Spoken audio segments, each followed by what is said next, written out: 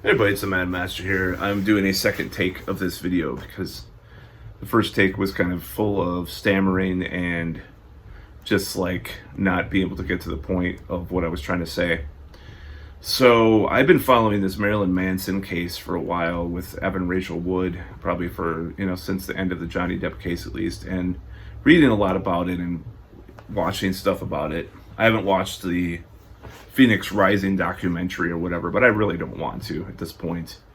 So one of the things that comes up time and time again in this case is the idea of repressed memories.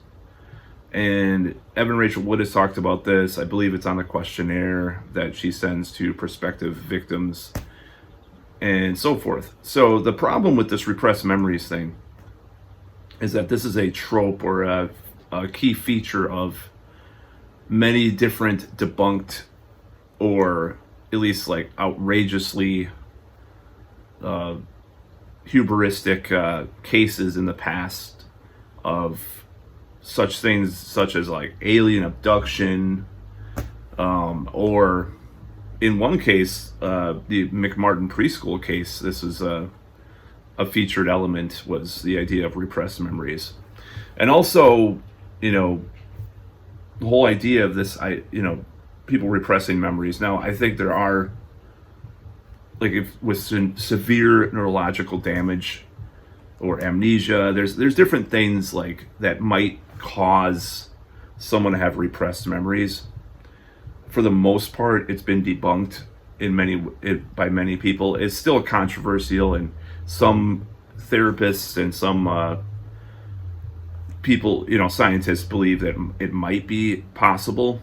Now, my take is that it's possible, but it's an extremely rare occurrence, and that's what makes this becoming a key feature of this, whole thing with Evan Rachel Wood and all this stuff so dubious. Because with the McMartin preschool case, which was one of the key things that broke the back of the Satanic Panic, because there was no evidence found by anyone that this stuff happened, which is some of those accusations were just completely outrageous and insane.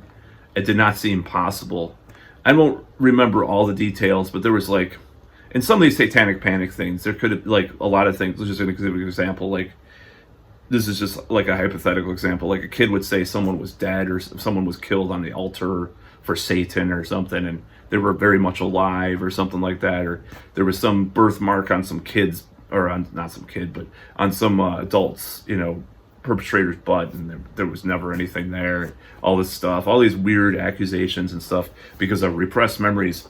Because a therapist would sit with a kid and give leading questions, and then they would give their affirmation, because they were on the side a lot of times of the prosecutor, who was involved with some evangelical crazy nut job Christian shit, right? So that was what happened during the Satanic Panic. A lot of people went to prison, innocent people, over that. And it's not that satanic cults don't exist. I mean, there was the infamous drug cult south of the border. There was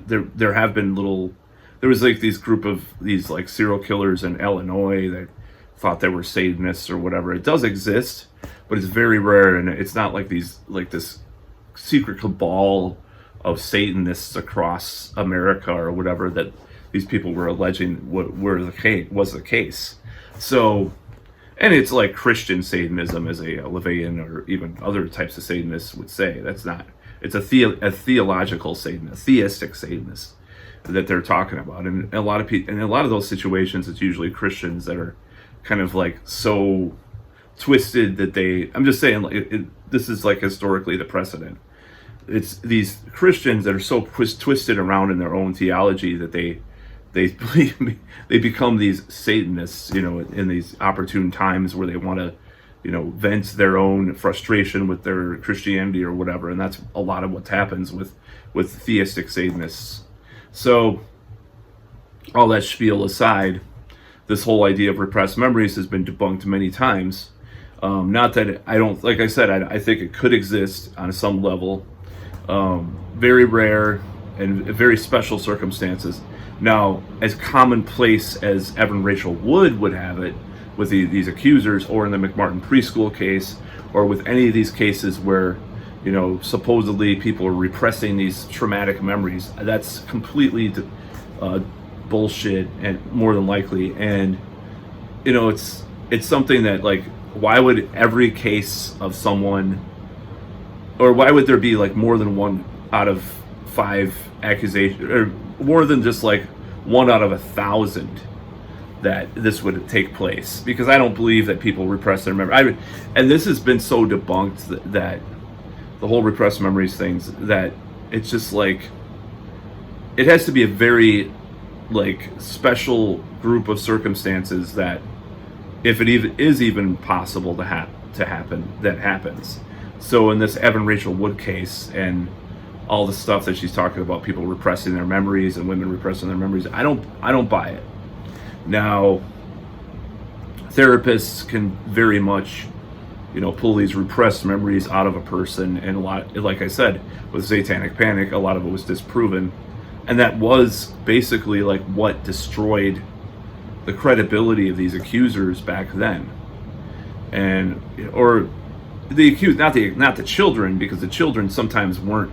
Sometimes they were the accusers, and sometimes they weren't. Sometimes it's the adults saying that, oh, I think he was abused by these Satanists at this in this daycare or whatever, you know. It's like, or preschool, you know, and that's what they did, and became a hysteria, and that's why it's called the Satanic Panic, because it was a moral panic towards, you know, this supposed idea of this huge cabal and like network of satanic cults and all this shit.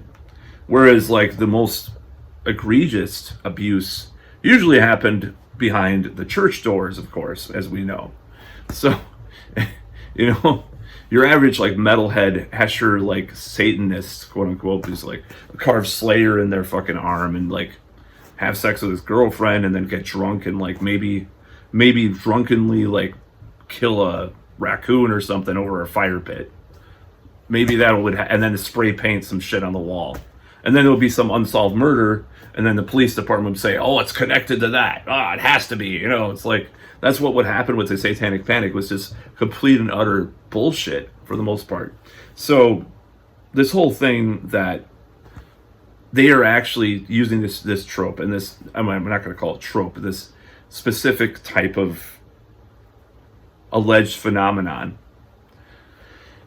really discredits Evan Rachel Wood's side and her whole mission in this situation, in this case, because, like I've said in previous videos, the modern day moral busybodies often, I mean, I know the evangelicals have had their big win with Roe versus Wade and all that shit, and they are chomping at the bit for other shit, and I'm not going to deny that. That's one side. But you have this other side that is the moral busybody, self-righteous, smug, feminist side that, like I said, the modern day PMRC would be a bunch of woke, you know, modern day PMRC may have this like woke feminist social justice warrior kind of thing going on, if they did exist, you know, if a modern day PMRC exists, just like this disinformation board that Biden was proposing, or the Biden administration was.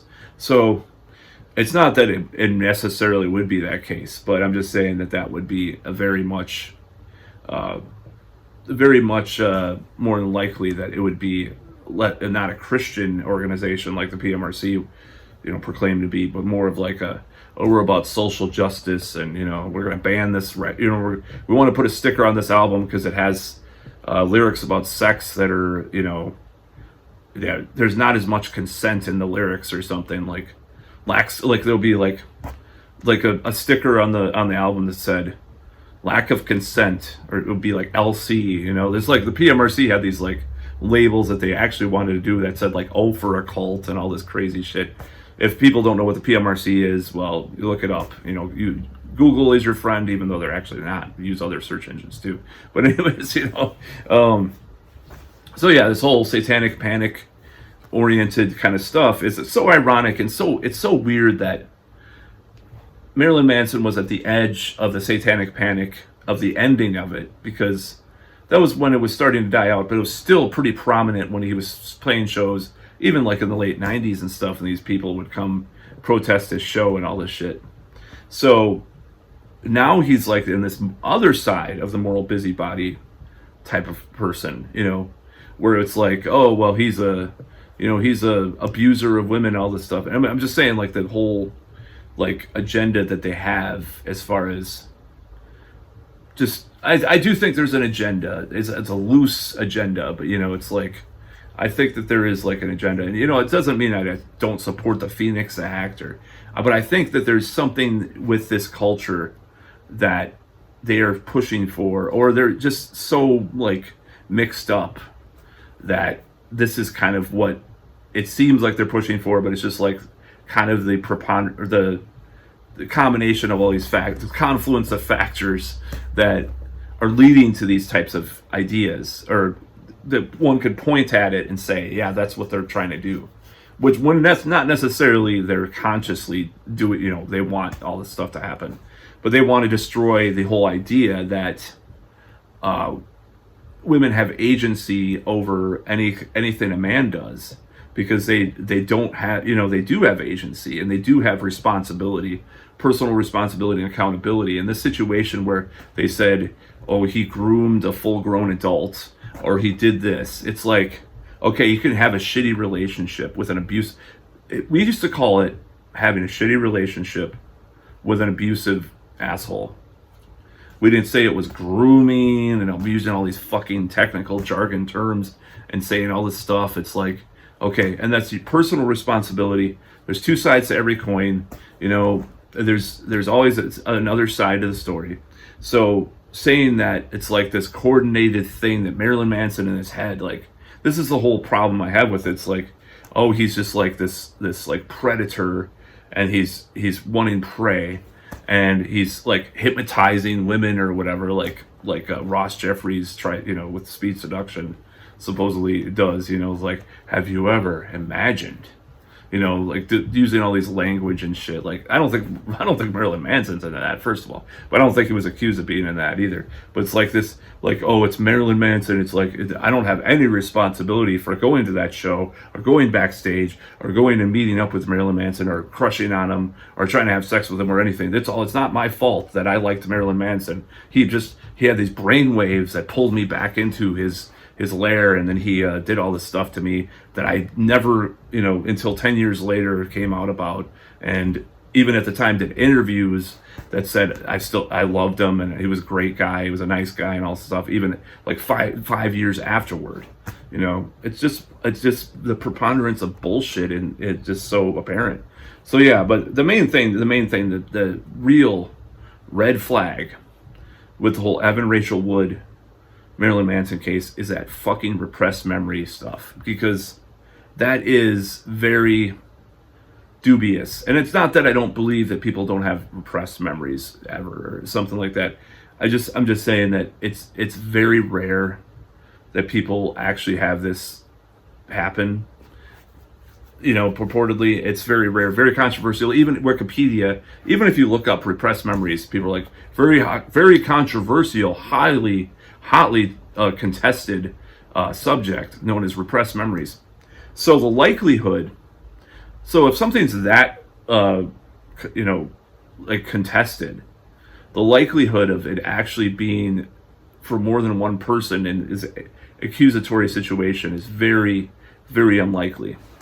Because if it is rare, or if it doesn't exist at all, or if it's like something that is confused with something else or whatever, there's like this mix up of things, then in this case you could just it breaks the whole narrative, because the idea that all these women would be accusing Marilyn Manson of stuff because they remembered, because it was brought up by a therapist, or all this stuff, and that commonly, like 5 or 10 or whatever, I think it's only like about 5, but 5 women come forward and say Marilyn Manson abused me, and then all these other people who are around didn't see shit, and weren't witness to anything, then there's a credibility issue right there. because it's one thing to say, oh, 1 in 10,000 people repress their memories because of some neurological thing or whatever that happens, or or some kind of rare mental personality disorder. It's one thing to say that, but to say 5 women repress their or more than one person repress their memories and want money from Marilyn Manson, it smacks of complete and utter bullshit. That's about all.